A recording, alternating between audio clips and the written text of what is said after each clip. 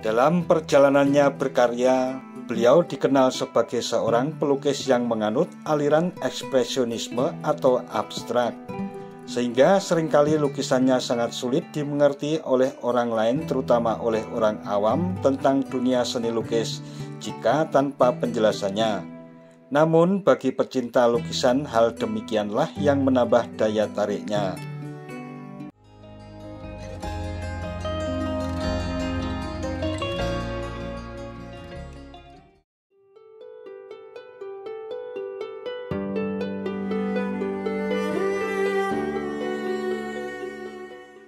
Assalamualaikum warahmatullahi wabarakatuh. Mitra DMTV, Avandi Kusuma adalah seorang pelukis yang dikenal sebagai maestro seni lukis Indonesia.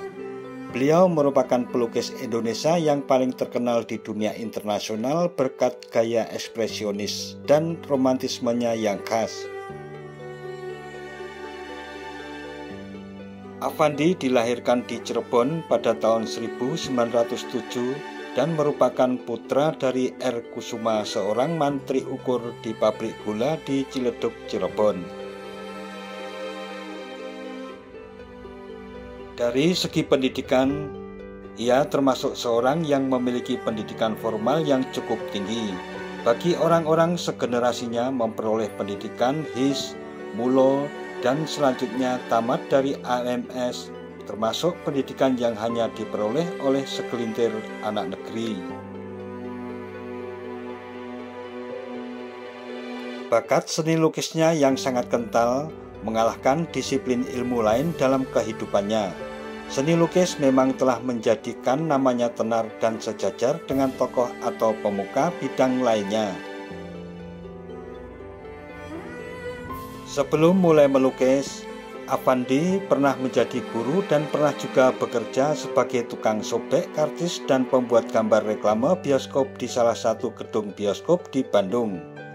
Pekerjaan ini tidak lama digeluti karena Avandi lebih tertarik pada bidang seni lukis.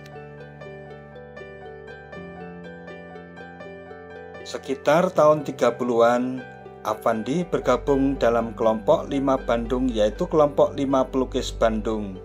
Mereka itu adalah Hendra Gunawan, Barli, Sudarso, dan Wahdi Sumanta, serta Avandi yang dipercaya menjabat sebagai pimpinan kelompok.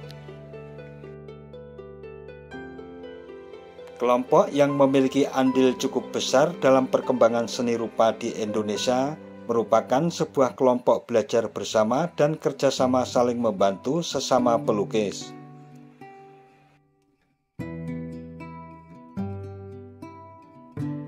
Pada tahun 1943, Avandi mengadakan pameran tunggal pertamanya di Gedung Putera, Jakarta, yang saat itu sedang berlangsung pendudukan tentara Jepang di Indonesia. 4 serangkai yang terdiri dari Insinyur Soekarno, Dr. Andes Muhammad Hatta, Ki Hajar Dewantara, dan Kiai Haji Mas Mansur memimpin seksi kebudayaan Putera atau Pusat Tenaga Rakyat untuk ikut ambil bagian. Dalam seksi kebudayaan Putera ini, Avandi bertindak sebagai tenaga pelaksana dan S. Sujoyono sebagai penanggung jawab yang langsung mengadakan hubungan dengan Bung Karno.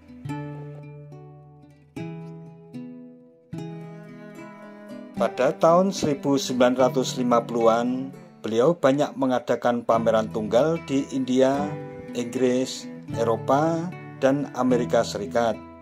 Pelukis Avandi tergolong sebagai pelukis yang produktif karena telah melukis lebih dari 2000 lukisan.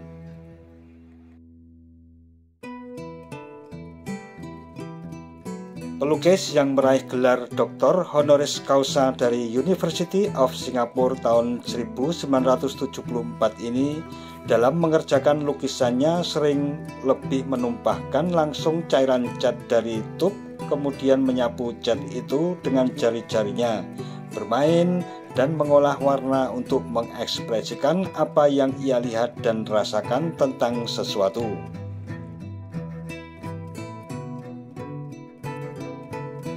Dalam perjalanannya berkarya, Beliau dikenal sebagai seorang pelukis yang menganut aliran ekspresionisme atau abstrak, sehingga seringkali lukisannya sangat sulit dimengerti oleh orang lain, terutama oleh orang awam tentang dunia seni lukis jika tanpa penjelasannya. Namun bagi pecinta lukisan, hal demikianlah yang menambah daya tariknya.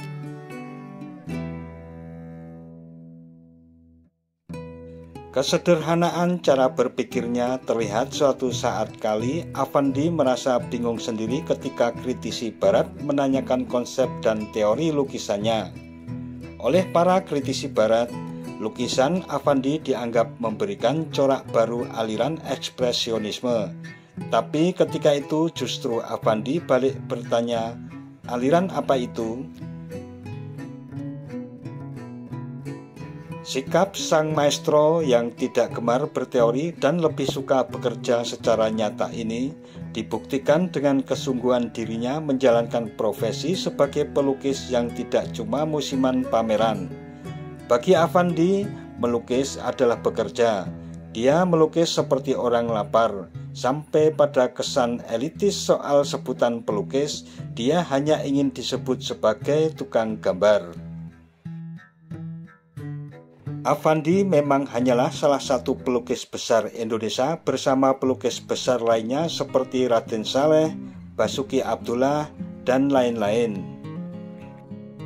Namun karena berbagai kelebihan dan keistimewaan karya-karyanya, para pengagumnya sampai menganugerahinya berbagai sebutan dan julukan membanggakan, antara lain seperti julukan pelukis ekspresionis baru Indonesia, bahkan julukan maestro. Adalah koran internasional Herald Tribune yang menjulukinya sebagai pelukis ekspresionis baru Indonesia. Sementara di Florence, Italia, dia telah diberi gelar Grand Maestro. Sebagai penghargaan dan hadiah bagikan membanjiri perjalanan hidup dari pria yang hampir seluruh hidupnya tercurah pada dunia seni lukis ini. Di antaranya, pada tahun 1977, ia mendapat hadiah perdamaian dari International Dag Hammarskjöld, bahkan Komite Pusat Diplomatic Academy of Peace Pax Mundi di Castello San Marzano, Florence, Italia pun mengangkatnya menjadi anggota Akademi Hak-Hak Asasi Manusia. Dari dalam negeri sendiri tidak kalah banyak penghargaan yang telah diterimanya. Di antaranya penghargaan Bintang Jasa Utama yang dianugerahkan pemerintah Republik Indonesia pada tahun 1978. Dan sejak 1986 ia juga diangkat menjadi anggota Dewan Penyantun Institut Seni Indonesia di Yogyakarta. Bahkan seorang penyair angkatan 45 sebesar Khairil Anwar pun pernah menghadiahkan sebuah sajak yang khusus untuknya yang berjudul Kepada Pelukis Affandi.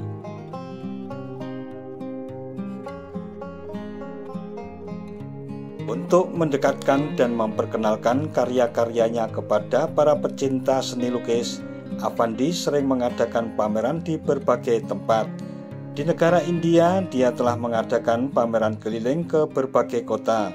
Demikian juga di berbagai negara di Eropa, Amerika, serta Australia.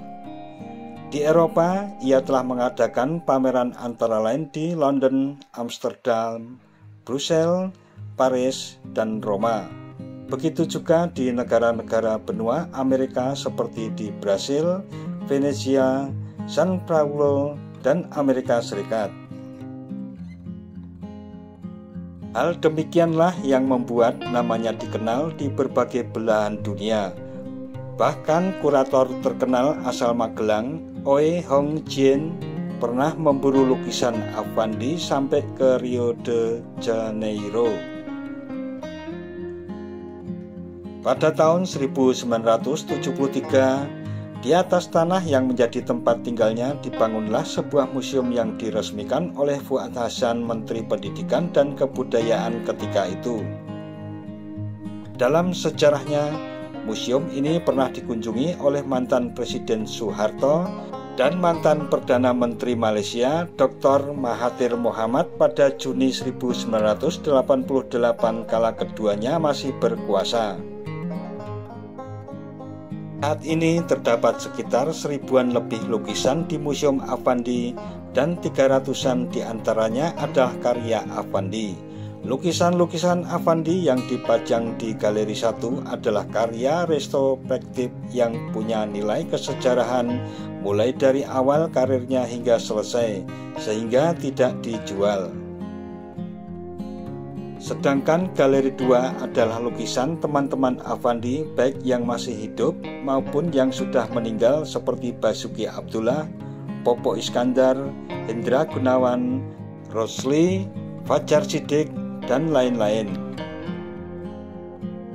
Adapun Galeri 3 berisi lukisan-lukisan keluarga Affandi yang saat ini terpajang lukisan-lukisan Kartika Affandi yang mulai dibuat pada tahun 1999. Galeri 3 ini dibangun setelah wafatnya sang maestro Affandi oleh Yayasan Affandi dan diresmikan pada bulan Mei 2000 oleh Gubernur Yogyakarta yaitu Sri Sultan Hamengkubuwono ke-10. Sementara Galeri 4 yang juga disebut Studio Gajah Wong merupakan galeri terakhir yang dibangun dengan tujuan untuk memamerkan lukisan-lukisan karya anggota keluarga Affandi, terutama hasil karya Didit yaitu cucu Affandi, dan pembangunan dilakukan pada tahun 2002. Sampai akhir hayatnya pada Mei 1990, Affandi tetap menggeluti profesi sebagai pelukis, sebuah kegiatan yang telah menjadi bagian dari hidupnya. Beliau dimakamkan di satu sudut antara gedung Galeri 1 dan Galeri 2 pada kompleks museum yang didirikannya.